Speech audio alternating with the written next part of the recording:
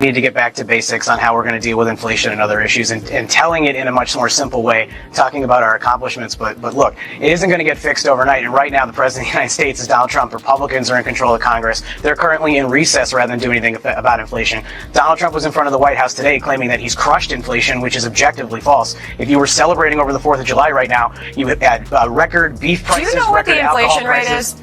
Yeah, it's like about 3-4%. No, it's below 3%. And it's been a long time since it's gotten there. You're looking at 2.5% inflation now. Donald Trump promised to make grocery prices go down on day one. Donald Trump has thrust himself back into the spotlight. This time, the conversation revolves entirely around inflation. He's dominating the airwaves, pointing to his presidency as a time of stable prices and strong economic growth. In response, Democrats have rushed to challenge his claims, hoping to undermine his narrative. But the effort backfired in dramatic fashion. During a highly anticipated live interview, a well-known Democratic advisor appeared ready to dismantle Trump's arguments in front of a national audience. Instead, he stumbled. Faced with simple economic facts, he froze, failing to mount a clear rebuttal. The moment quickly turned into a political win for Trump, who came away looking confident and composed. Meanwhile, Democrats were left scrambling, caught in the web of their own mixed messages, effectively reinforcing the very narrative they set out to dismantle. Housing prices go down on day one. We're 6 months in. Prices have definitely come down. They could go down more. I'll give you that. They haven't come down. Inflation's still going up, and it's rising according to the latest stats. Yeah. It's just not, that's not the case. Inflation has come down. Inflation by nature is growth in prices, but the growth is slow. Here's the thing. You want to talk about where the Democratic Party's gone wrong is that we spent the last couple of years telling people that the economy was good when it wasn't. All right, so how do you solve inflation? What's the Democrat pitch? Well, right now we're going to have to work with companies to try to get these prices down, and the first thing that I would do is stop this idiotic tariff war that's driving all the prices up. Matt? They had 4 years. Remember, they had 4 years, okay?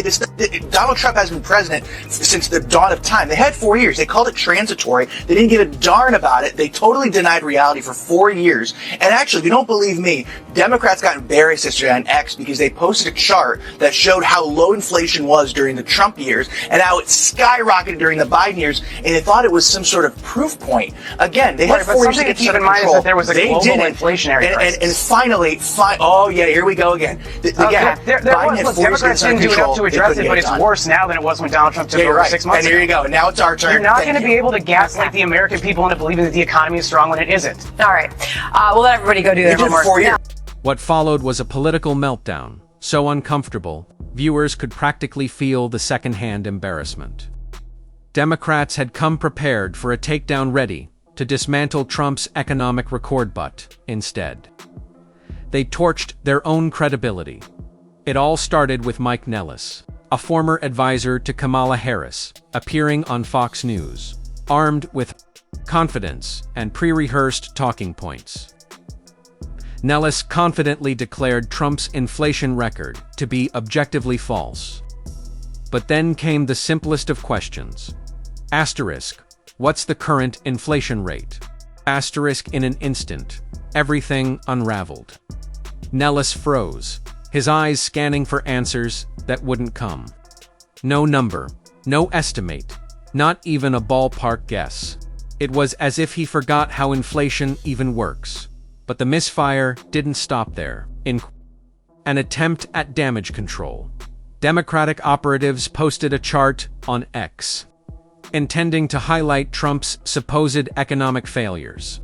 Instead, the data clearly showed what Trump had been claiming all along: flat prices during his term, followed by a sharp surge under Biden.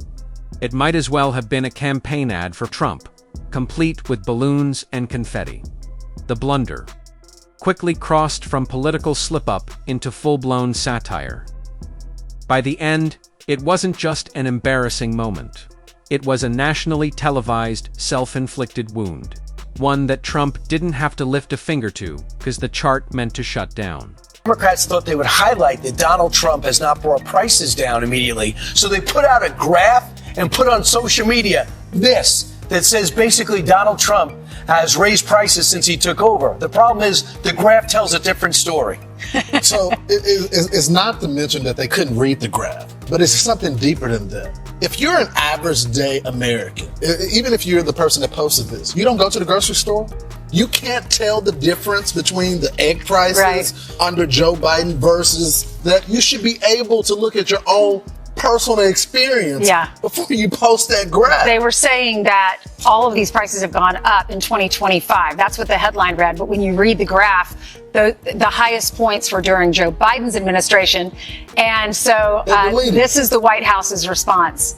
You can see they highlighted it in red. When it was the highest, it was under Joe Biden. Right. So they deleted it off. So obviously, the Democrats deleted it. Yeah, obviously an own goal by the Democratic Party. So, like, for example, they say a lot of dairy prices are down, right? Eggs are down 53%, something ridiculously low. But meat is high. Yeah. So the president's got to focus on that. And guess what the president did yesterday?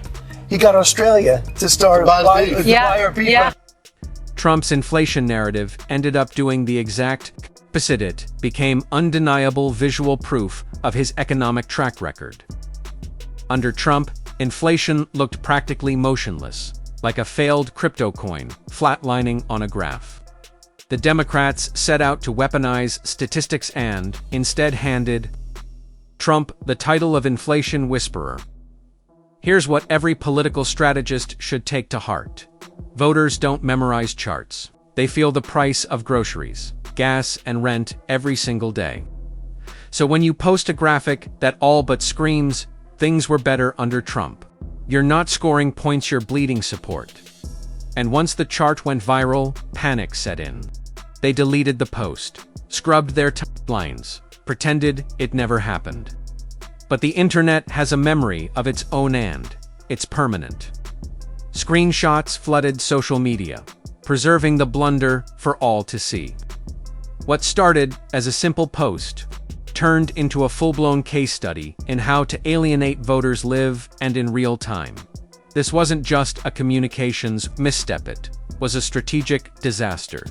The only question left is whether it was driven by elite arrogance, tone-deaf messaging, or a party so disconnected from everyday Americans that they no longer recognize their own misfires. Either way, this moment just cemented itself in political history for all the wrong reasons. Anything. It's time to sit this one out. Kamala, for everyone's sake. If you enjoyed this take, hit that like button and subscribe for more no-nonsense political commentary. And don't forget to share. It's time we take on woke'em together. Thanks for watching, and I'll catch you in the next one.